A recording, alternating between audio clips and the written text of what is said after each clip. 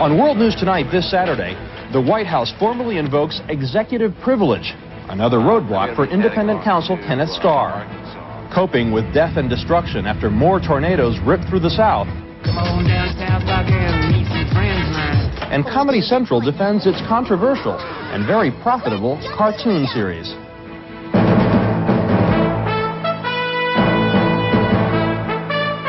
From ABC News, this is World News Tonight, Saturday.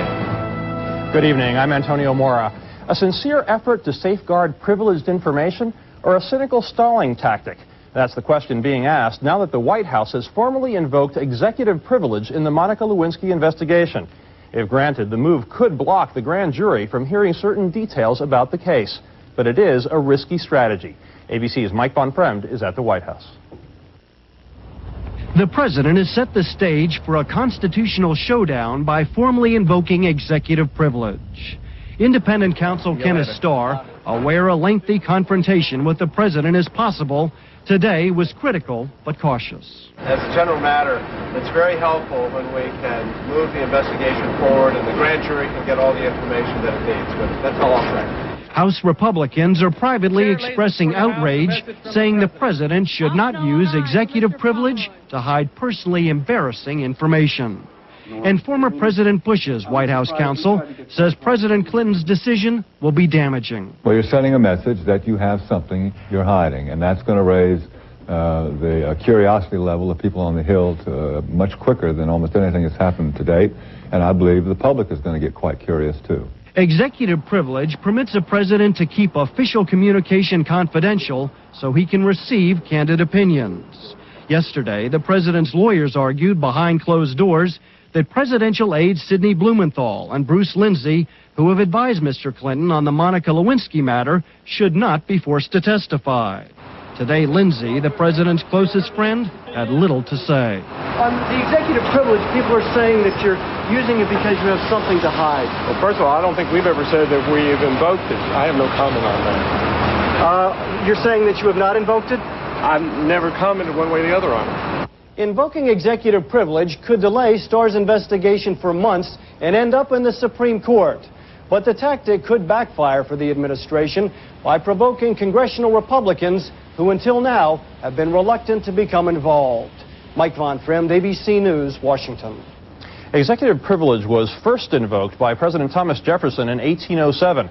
But most Americans are familiar with the tactic because of President Nixon's unsuccessful attempt to invoke it during Watergate. Here's ABC's John Martin. As for the cover, with 35 words, Richard Nixon told the country it had no right to the audio tapes that ultimately drove him from office.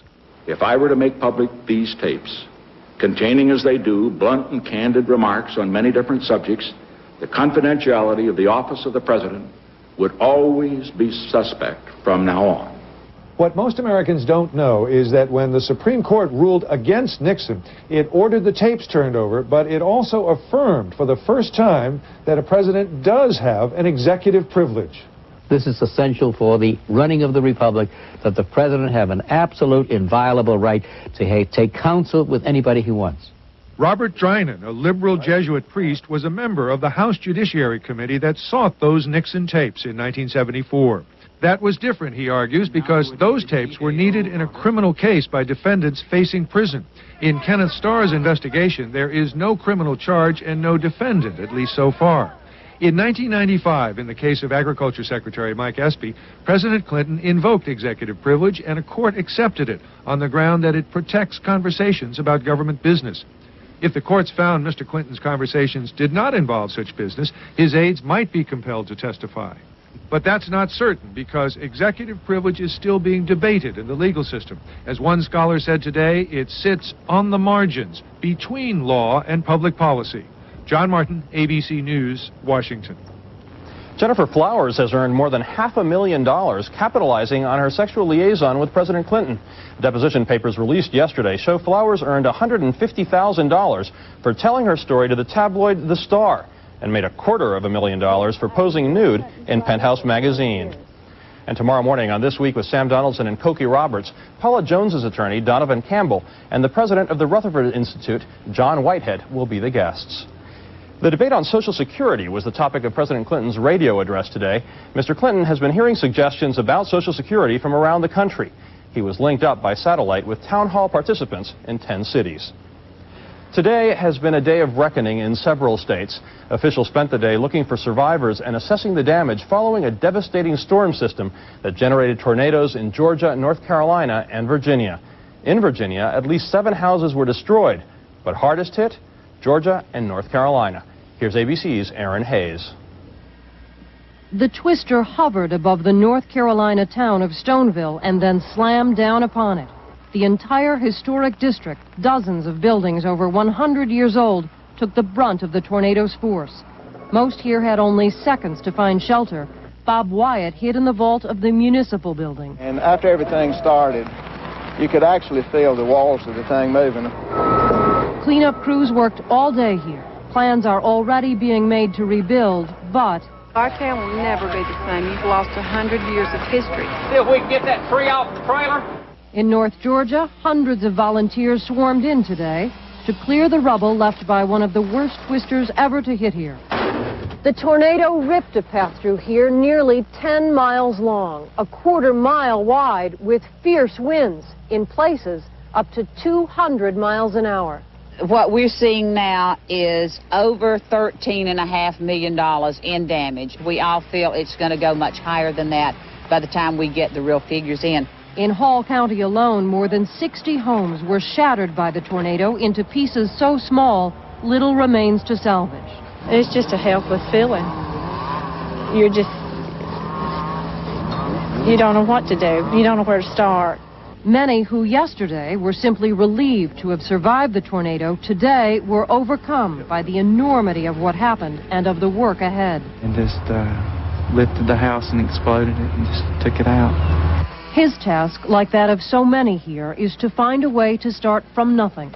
Almost all they own was woven by the tornado into the broken forest and is now nearly irretrievable.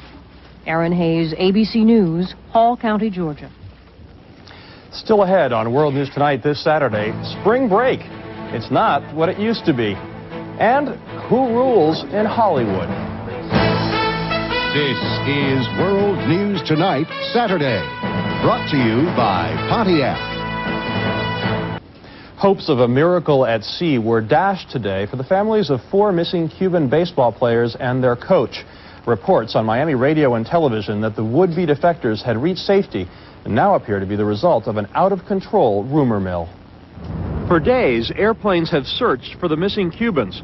They had left eastern Cuba for the U.S. on a rickety boat 11 days ago. They had not been heard from since, until word came yesterday that they had landed instead in the Dominican Republic, some 300 miles away. A Miami TV station reported one of the players, Jorge Luis Toca, had phoned relatives in Cuba to say the group was safe. But Dominican officials can't find the defectors, and the spokesman for the major Cuban-American baseball agent insists the story is no more than a cruel rumor. There are still rumors and speculations that they are in the Dominican Republic, but we cannot confirm any of that. According to U.S. Coast Guard officials, currents would have pushed the Cubans' boat northwest, making it virtually impossible for them to have ended up in the Dominican Republic, which is in the opposite direction. So the mystery continues on what exactly happened to the missing men. In Florida this weekend, it is a different spring break for many college students who this year are working not only on their tans, but on their futures. Here's ABC's Gina Smith. Spring break 1998.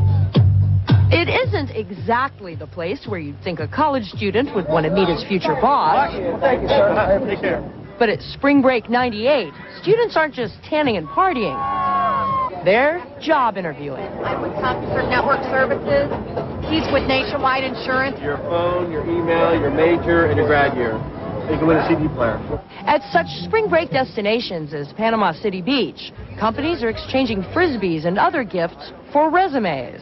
I get a pen with the deal. I think for this spring, the new interview suit is the bathing suit. The companies are using spring break for the recruitment isn't as surprising as it might sound. With the unemployment rate at a record low, companies are in hot competition for young graduates. What's your major? Business. We do hire a lot of business majors. Many of the firms recruiting here are in the high-tech business, where the need for new employees is especially high. Hey, this is our Rubber Ducky website. It has job opportunities. It has summer jobs and internships. Tells you about the kind of people we're looking for in IBM. IBM went so far as to construct a laptop computer out of 20 tons of sand, turning Panama City Beach into a sort of Silicon Valley. Though not all students felt like putting their best barefoot forward during the biggest party week of the year, I'm thinking about it now, but not this week. recruiters are hoping their unconventional recruitment efforts will pay off where the boys and the girls are this spring break season. Gina Smith, ABC News, Miami. When we come back, whose life is it anyway? In the Balkans today, a U.S. congressional team was again denied access to the Kosovo region. The group was there to monitor elections scheduled for tomorrow that Serb officials do not recognize. Serb police also today arrested 5 American peace activists and an American journalist who were already in the province. Pope John Paul is trying to persuade Nigeria's military leader to ease his grip on that African country. Today, he began a 3-day visit there by calling for the release of political prisoners. Dr. Jack Kevorkian is waiting for police to return his suicide machine. The equipment was seized this week after Kevorkian helped a quadriplegic end his life. The right to die is a controversial issue around the world. And in Spain, the debate exploded on TV screens when one man defied the law there against assisted suicide. Here's ABC's Hillary Brown.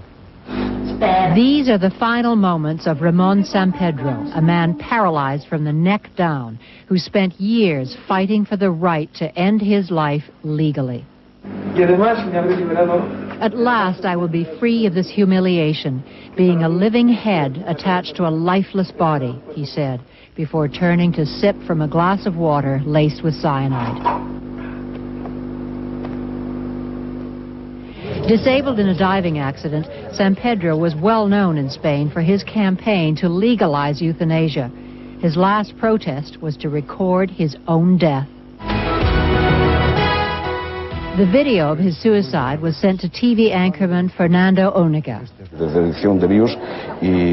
We had no doubts about putting it on the air, Onega says. He made the tape to spark a national debate. Because he was paralyzed, Sampedro needed friends to help him. One to buy the cyanide, another to mix the poison, a third to put it within reach, and so on, in a way that no single person would be culpable. The woman he loved, Ramona Manero, was arrested for assisting the suicide, but released the next day. And within a week, 3,000 people signed a petition of solidarity, saying they had helped Sampedro to kill himself. Spain is a Catholic country, and the church quickly circulated a pamphlet repeating its opposition to all forms of euthanasia. Yet recent opinion polls show that almost 70% of all Spaniards think euthanasia should be taken out of the criminal code.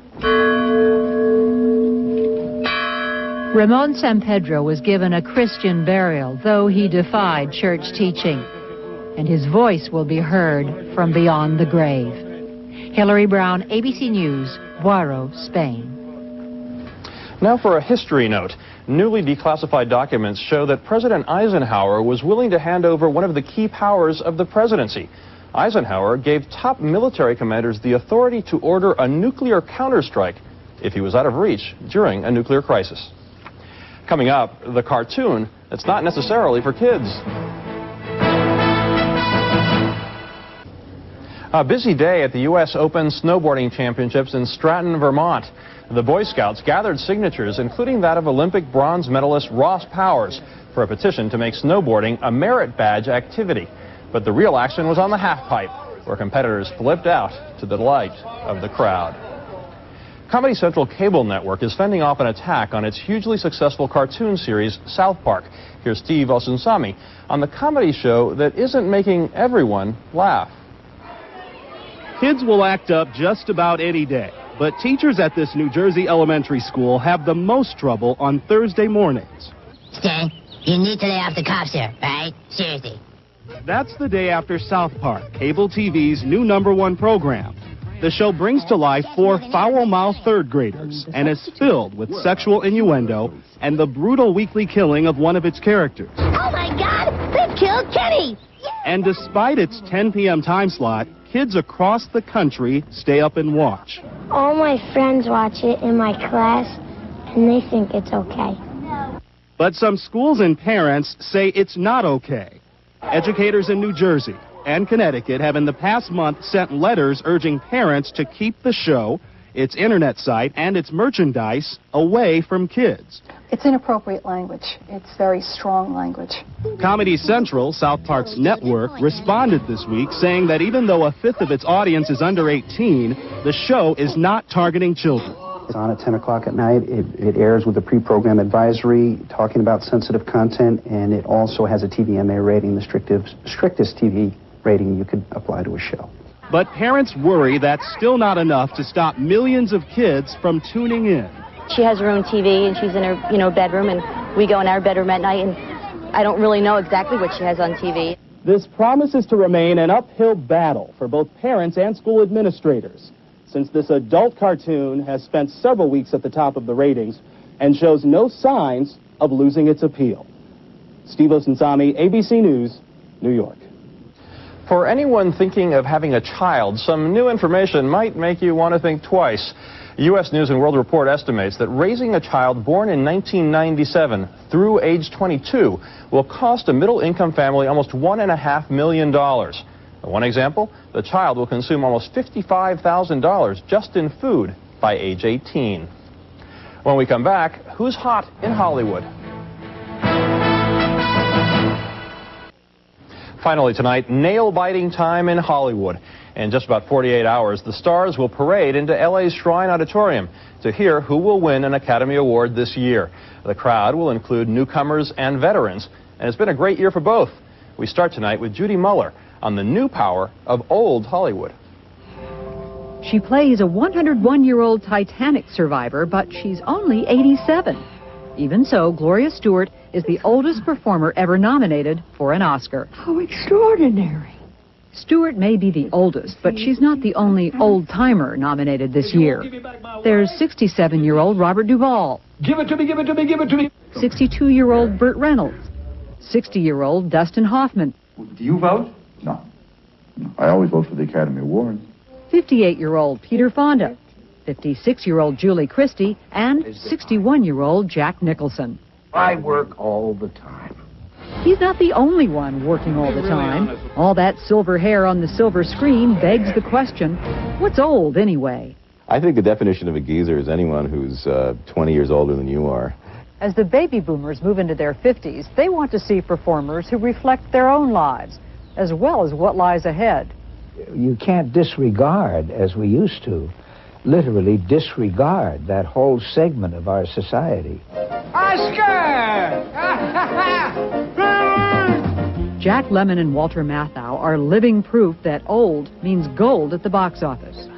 Of course, it's still easier for older male actors to pick up parts than older females. Amazingly enough, in the last 2 or 3 years, I am more in demand than I have ever been at any point in 50 years of being in this business.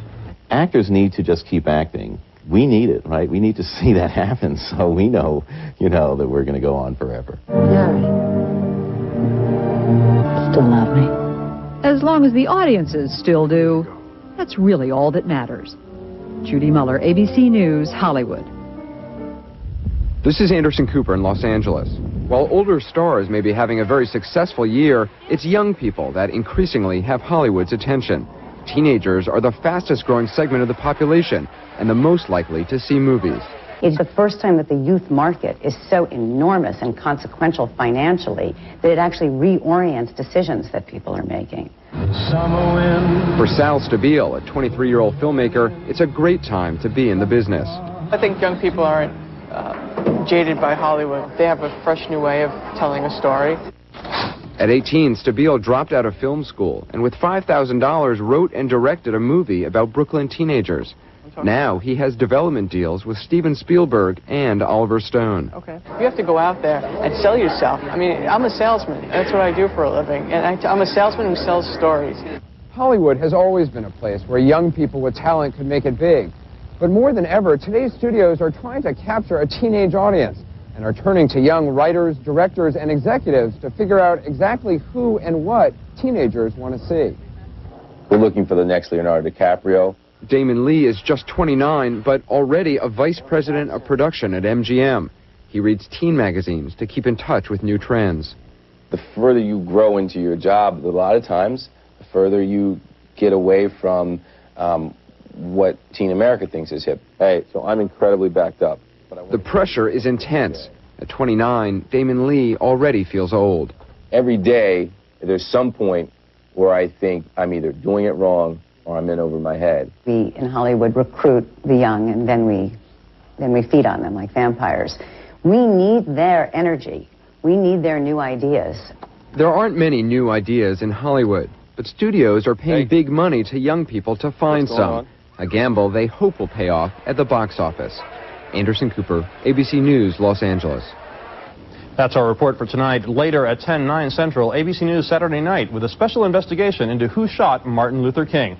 I'm Antonio Mora. For all of us here at ABC News, good night.